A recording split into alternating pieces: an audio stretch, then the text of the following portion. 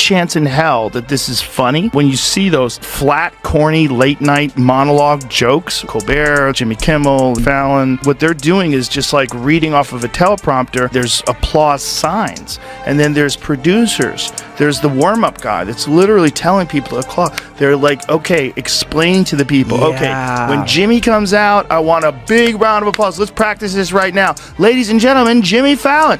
Yeah. And everybody claps. Practice it. Yeah. I will tell you, he's not the worst. The Daily Show has the worst ratings. They only have 366,000 people watching that show. During the Jon Stewart years, it was over 2 million. Now it's down to 300,000. Seth Meyers, absolutely dreadful. He doesn't even have 1,778,000. I mean, for network television, this is, you don't have to pay for it. It's there when you turn on your TV. You plug it in. That's a dreadful number. Greg Gutfeld on cable, which you do have to pay for, it has more than double. To obscurity. Nobody's going to care anymore. It's like you're seeing it take place with late night television. Nobody gives a fuck about it anymore. I know. And it's slowly, you have a bad business model and you're not adapting. Yeah, the creativity's gone for late night comedy, right? Like that's not really a thing anymore. Jimmy Fallon doing a song about different variants of COVID. But this one is so strange. It's like, what did they him up with to get him to agree to do this?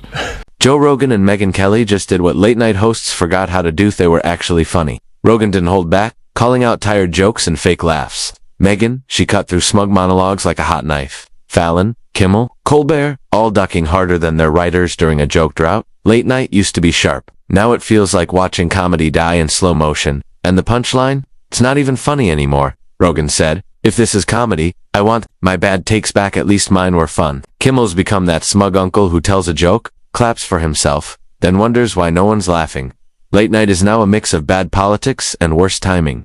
And Rogan and Megyn just pointing at the mess, saying, remember, when this used to be good, sarcasm's not dead, it just switched platforms. I do get a little nervous when I'm seeing the left so happy, like the late night comedians last night. I'll give you a taste of how they sounded. If they're happy, I'm not happy. Like, I'm not happy about the fight, but I'm just saying I'm not like sad and all these people are like forlorn over. It's like, all right, grow up. They're having a dispute. It was bound to happen. They'll get past it. As you point out, Trump is extremely forgiving, and I'm sure Elon is too. Trump's not, whatever. Laura Ingraham reported last night she's been told it's irreparable. Nothing is irreparable with Donald Trump. Nothing is irreparable. But here's how the late night losers were making fun of it. Elon gave us a fun one. Time to drop the really big bomb. Donald Trump is in the Epstein files. That's the real reason they have not been made public. The numbers of Seth Meyers. Jimmy Kimmel, 1.5 million, averaging. Also equally horrible. And then there's The Tonight Show with Jimmy Fallon, who, back when I was there, 2017-18, he was averaging 2.3 million a night. Now he's down to 1.3 million, Jesse. And he cannot afford the "you are toxic" controversy because he's also pulling in reportedly over $15 million a year. So you got all that money for 1.5 million in audience, which is a nothing. I mean, the middle of the day on Fox News gets that, or at least used to before the Tucker controversy. Took a look at some of their reactions to the news of Trump's win. Look at this. Hey there. How are you doing? If you watch the show regularly, I'm guessing you're not doing great.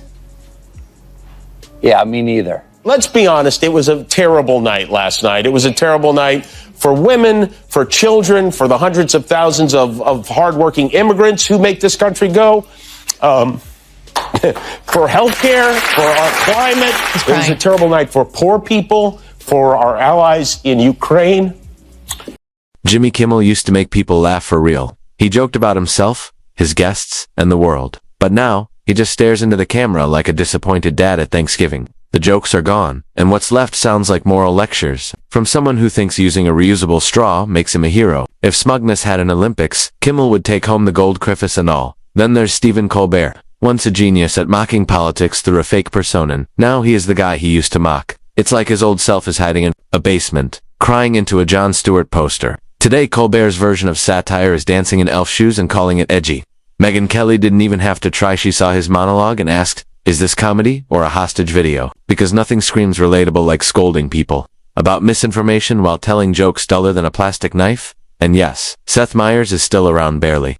He's like that background cousin in a sitcom who shows up, says one awkward line, then disappears. his energy, like a last-minute group project in a Police C class. Rogan watched one of his serious rants and said, "Is this guy allergic to charisma?" And the wildest part? Rogan interviews conspiracy theorists and mushroom fans, and they sound more real than Seth on a good night. They said they don't care that much about democracy. The first time Donald Trump was elected, he started as a joke and ended as a tragedy. This time he starts as a tragedy.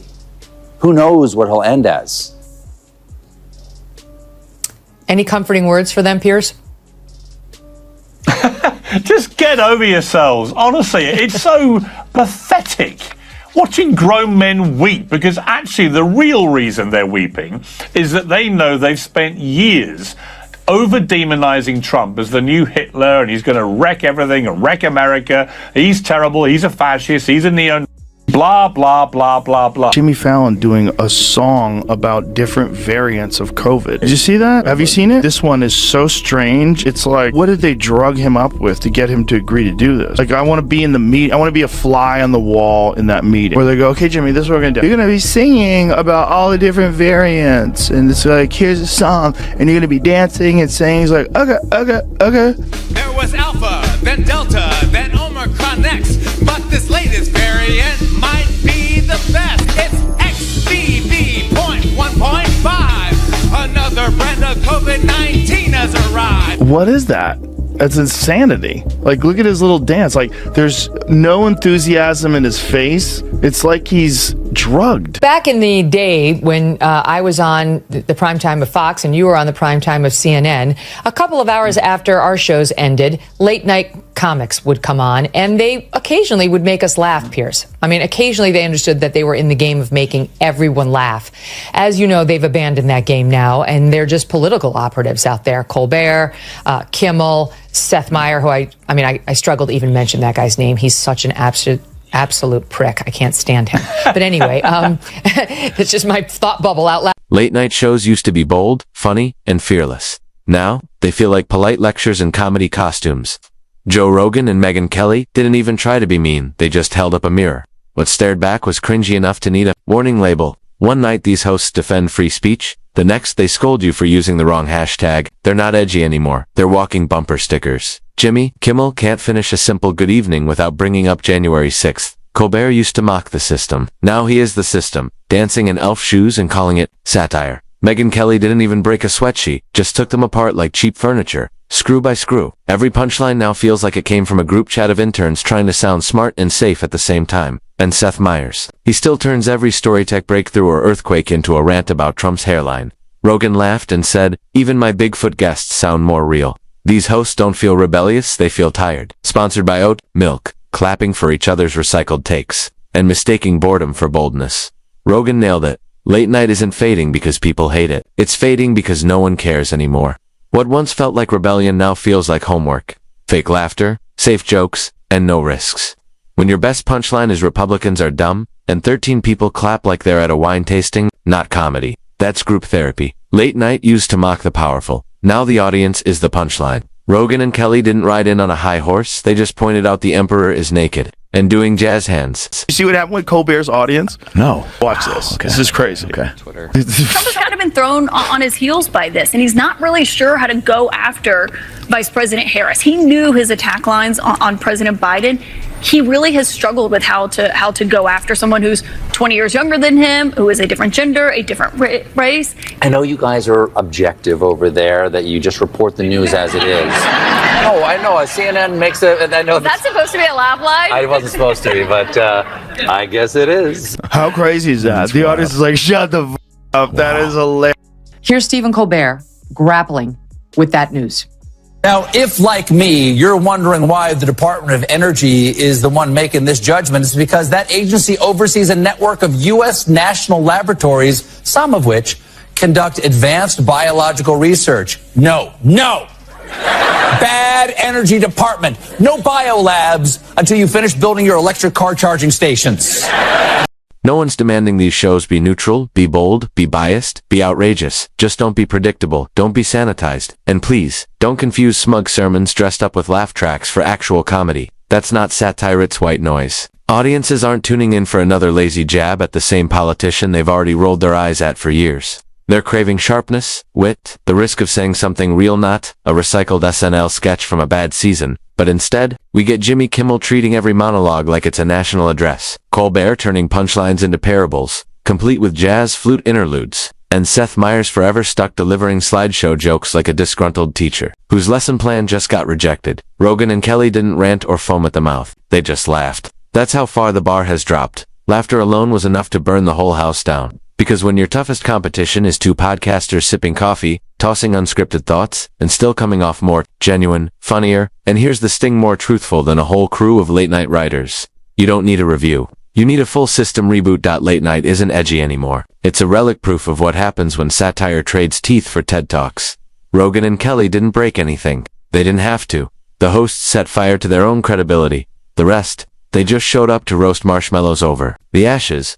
Late night once crackled with cleverness. Now it's a slow shuffle of tired punchlines that should have stayed in rehearsal. Joe Rogan and Megyn Kelly didn't swing wrecking balls. They just flipped on the lights and revealed where humor went to die. When podcast hosts are funnier than guys in designer suits with studio budgets, maybe it's time to ditch the laugh track and rewrite everything. If you laughed, winced, or just enjoyed seeing the comedy elite taken down a peg, tap like, drop your thoughts below, and tag that friend who still swears Colbert is funny. Spoiler alert, he's really not.